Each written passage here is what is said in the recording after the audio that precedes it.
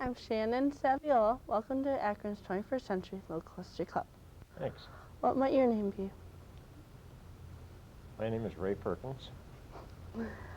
What was your occupation? I have many.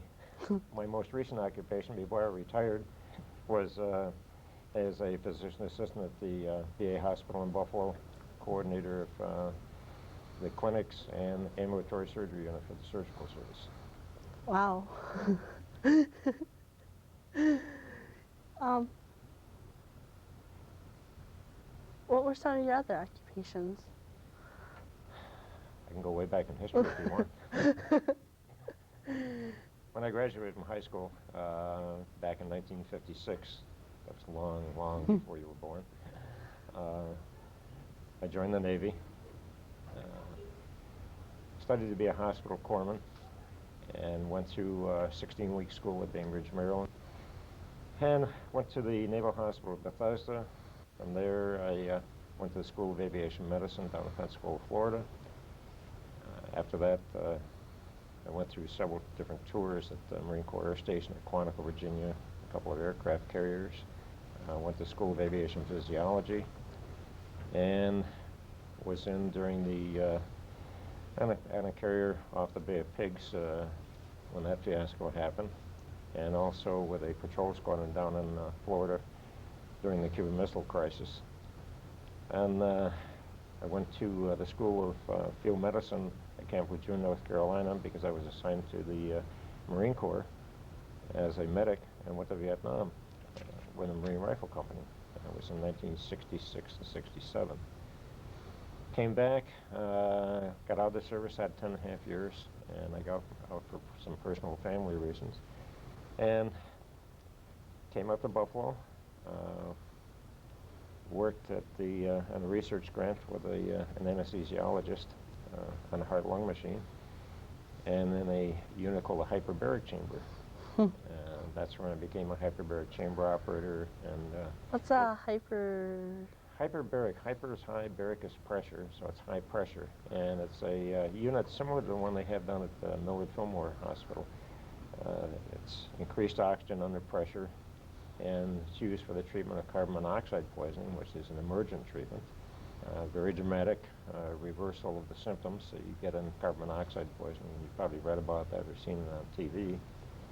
And also for treatment of gas gangrene and a bunch of other things. We did a research study on chronic brain syndrome, which most people know of as senility. And while I was there, I was asked if I'd like to teach a course at the university. So I filled out the syllabus, did all of the paperwork and everything, and submitted this back in 1972 to the dean of the university at that time. His name was Ketter. And they accepted that, and I started teaching a course called the aging process, teaching young university students what the aging process for getting older is all about. And I dealt pretty much with the pathophysiology of aging. Later on, in 1979, with encouragement from a warrant officer at the VA hospital, said I should go back in and finish up my service time. So I went out to the at that time it was the 365th Evacuation Hospital, the Army Medical Unit, and started working in nuclear, biological, and chemical defense. Didn't think the lightning would ever strike twice, but I called up for Desert Storm, and went over to Desert Storm with the hospital unit, and came back from there and rejoined civilian life again. And pretty much after that, everything was just working towards retirement from the military and worked for retirement from the Veterans Hospital. I finally ended up with 27 years and 3 months time with the military, both active duty and reserve time, and 32 years at the VA hospital in Buffalo. Wow, you've always done stuff with medicine. Yeah. You mentioned during Vietnam and Desert Storm you worked with the hospital. Well, in Vietnam, I worked as a medic in the field, actually, where the fighting was going on. And in Desert Storm, I worked with the hospital unit pretty much for their nuclear, biological, and chemical defense over in Saudi Arabia. What was it like, all those people, like, having to treat, like, all these people who had, like, wounds and stuff, and... Gives you a deep appreciation for what life is all about. And I had a very good instructor. As there were 180 of us corpsmen who went through the field medical school at Camp Lejeune, and we had the luck of having a drill instructor, Marine drill instructor, who had come back from Vietnam, and they wanted to teach the corpsmen what it was like over there. So they took us out on forced marches, 5-mile forced march, 10-mile forced march. Gave us some very good tips on walking down a road. If you run into water, most people want to walk around the water. We walked around the water. He made us turn around, go back, and walk through the water. He says because if they lay booby traps, they'll lay it along the side of the road or along the side of the rice paddy because they know that people don't like to get their feet wet. Then they had some trail was booby traps. There were different logs with spikes on them, and they would trip those, and you could see those come down. And what would happen if you were in the trail? You get impaled. Some of the other things that the Viet Cong used in Vietnam were some pointed wooden sticks called punchy sticks, and they would put these in a pit, and they would dip them in human feces, if you know what feces is, right? Yeah. And then point those up so that if you fell into that punji pit, it was covered over with leaves and grass and other stuff, and if you fell into that, just getting one of those stakes through you would be enough, but with the feces on there, it would contaminate the inside of your body. Ew. It's disgusting. So it gave me a deep and abiding appreciation for life, and I always wanted to go back and buy that drill instructor anything he wanted to drink, because everything that he taught us proved true. And had it not been for some of the things that he taught us, I may not be here talking to you today. But the wounds are different than anything you've ever seen on television. Do you ever see Saving Private Ryan? Yes, I did. I saw parts of it. That's the closest that you can get to an accurate description or visualization of what wounds are really like. Oh my gosh. That's what combat's all about. Ew, was it almost like, were you like almost working like all the time? No, I mean, there were days when there was nothing going on. There would be just, you go out on patrol or go out and set up in the night ambush. We'd go out to the villages and do what they call a med cap, which is going out and treating the villagers, taking care of them, any problems that they have. The Vietnamese people were very stoic, very tough people. I remember one old man that had a bad tooth, and he said, "Pull it." And I said, "Well, I don't have any anesthetic for you." You don't need it. So I pulled his tooth, and he winced a little bit, and I would have probably fainted myself, but just went on, and wow. I put a pack in there for him, and he was fine. Wow. I can do that. Most people don't like to go to the dentist, period, but... I'm out there all the time, like the braces. You did the same type of stuff in Desert Storm, or? Desert Storm was totally different thing. Schwarzkopf, interestingly enough, had been over in Vietnam as a company commander, and he made a vow when he came out of Vietnam that if he ever went to war again, he would never make the same mistakes that people made over there, which is pretty much letting the politicians run the war. So if you notice that anything you've seen on Desert Shield, Desert Storm, there wasn't a lot of involvement from the politicians. They pretty much gave the military the go-ahead. And that's why Schwarzkopf was able to carry off the 100-hour war. And a lot of people thought that they should have kept on going, but that actually wasn't up to him. It was part of the coalition agreement. If the United States and the coalition had kept going towards Iraq, that would have ruined all of the relations with all of the Arab states, because they had done what they had set out to do, and that was to liberate Kuwait. So it was totally different. We expected a lot of chemical, potential biological casualties.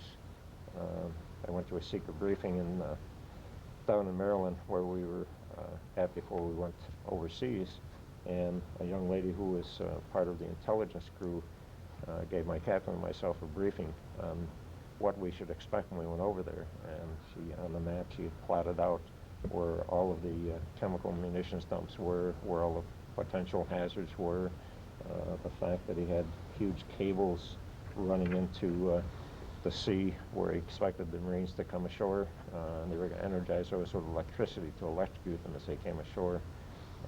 A lot of other things that he said he was going to do. One of the things he had planned on was using chemicals, but luckily for us, the wind shifted and it blew the opposite direction. So if his army had used chemicals, they would have blown back on them and made them casualties.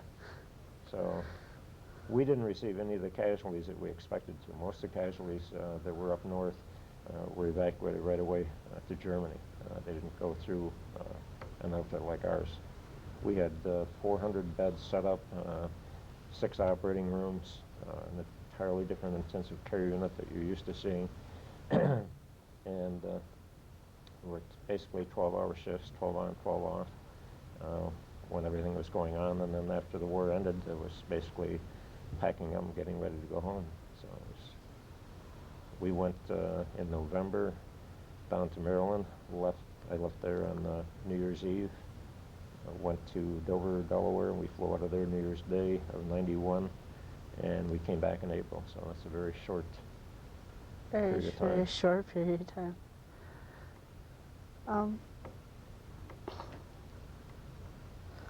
When did you move to Akron? Moved to Akron in 1977, the year of the blizzard, but not during the blizzard. But we did move in December during a snowstorm. We moved ourselves. We had 7 children. My wife and I and some couple of neighbors where we used to live gave us a hand. And after we finished the 5th round trip about midnight, backed the truck up to the door and just collapsed all over the place, and woke up the next morning and started putting things away. So I live on 5 Cummings Avenue, and I learned that when you live in Akron, when you move here from out of the village from some other place, that you have to live in a house for 10 years before people associate it with being yours. So for the first 10 years I was there, I had to tell people that I lived in Charlie Taylor's house, because Charlie Taylor was the original owner and had an insurance agency. Where did you move from? We moved from Amherst, North Tonawanda. It was North Tonawanda for mailing address, Amherst for taxes. Near Sweet Home High School. A street called Bucyrus Drive. So it's kind of in the Amherst, North Tonawanda area. What made you decide to move to Akron? When the taxes got too high in that neck of the woods, and at that time they got up to about $2,000. So in 1977, that was a lot of money. It still is. We decided to look around, and we looked all over the place, out this direction, Barker and towards Lockport, and happened to see this ad for a house in Akron. So we came, looked at it, and fell in love with it, and been there ever since.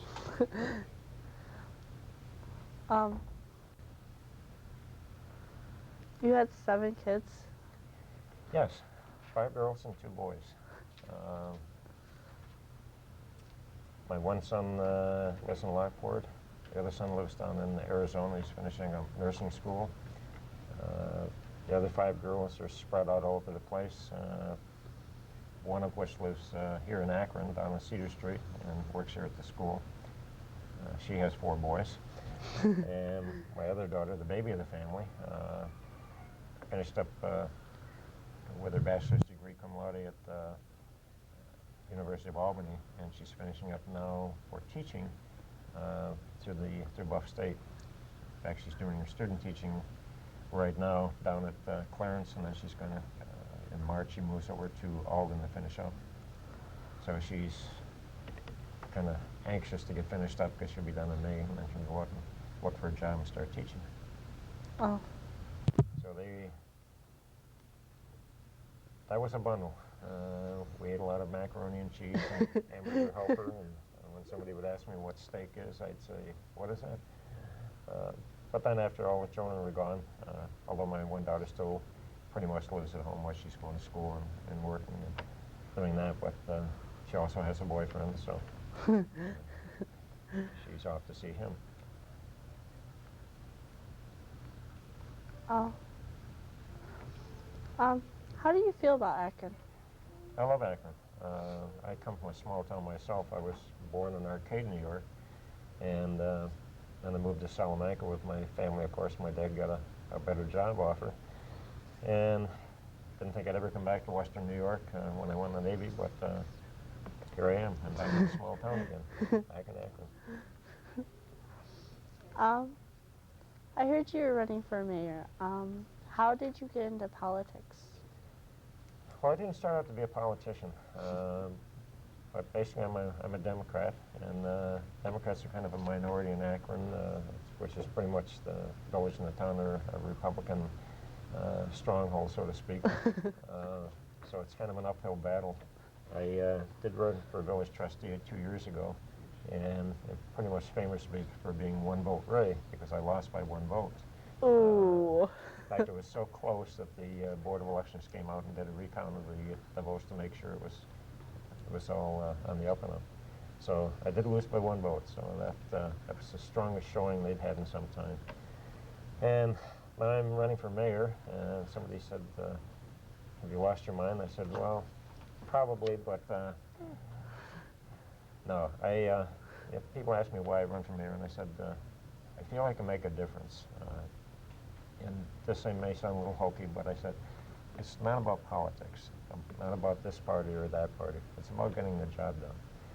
There's a lot of things that the present board and the mayor have done. There's a lot more that I think that I can do along with the trustees and with some volunteerism from the community. And I think we can really make Akron more to be proud of than we are of it already. I hope you win.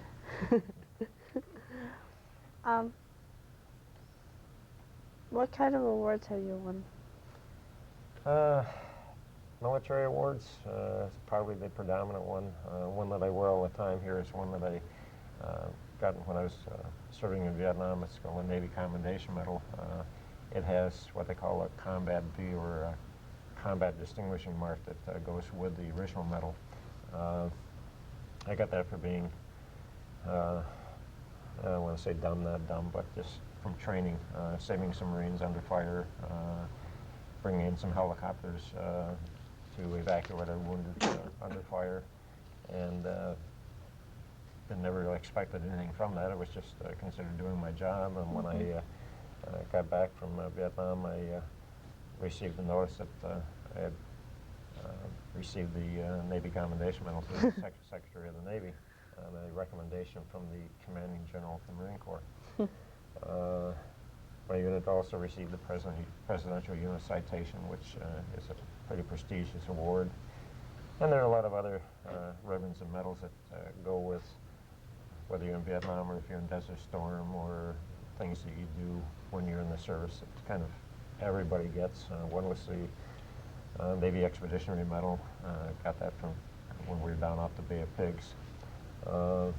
And civilian, the only really civilian medal that I've received is the Conspicuous Service Cross, and that was from New York State, recognizing my service in Vietnam and Desert Storm for valor service. So that's pretty much it for medals and awards. Is there any questions from the audience? Yes, I have a couple of questions. Sure. First of all, I'd like to know, what changes do you hope to make as mayor? The list is long. Give us a few of your long-term projects. One of the predominant ones is if it hasn't been stabilized already, the cable contract. It's 4 years past due. Want to find out if it hasn't been solidified by the, if I make the grade and make mayor with the votes. We'll find out what's going on with that and get that signed. It's 4 years past due.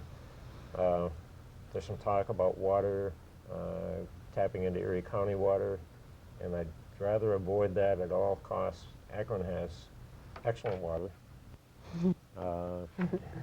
We could probably bottle it and sell it because it's that good. And I have a feeling that if we tap into Erie County water, people are not going to be happy with the quality of the water and also the price might go up considerably. Maybe not immediately, but it certainly would down the line. I have Erie County water. Like to keep our cheap electricity too. I'm all for that. One of the reasons that we liked Akron when we moved out here. And with 7 children, especially 5 of them with girls, being girls, using blow dryers, it really counts. Well, you lived in the town, not the village, correct? Village. Oh, it was village on Cummings? Okay. I also have some questions here. You said you were involved in the Bay of Pigs and the Cuban Missile Crisis. Could you please tell us a little of each one? Sure. I was on an aircraft carrier, the USS Independence, which is still afloat. Still it was off the coast of, or in the Persian Gulf during Desert Storm. Basically, our carrier set off the Bay of Pigs out at sea, and it was an interesting thing to watch because at that time I was younger, and they spray painted over all the markings on the planes that they launched to give some support. The jet photo Crusaders that they launched, spray painted all the markings off of those. Some of them came back with bullet holes, and that was very interesting to observe. Cuban Missile Crisis, the patrol squadron that was stationed with up in Maine, deployed down to Florida to be ready to fulfill their mission, which was patrolling the waters, looking for Russian ships, seeing what kind of cargo they're bringing in, if they're bringing in more missiles, or if they were going to take missiles out of Cuba. What year was that? Testing my memory now. Mine too. That would have been 1965 for the Cuban Missile Crisis, and for the Bay of Pigs around 1962.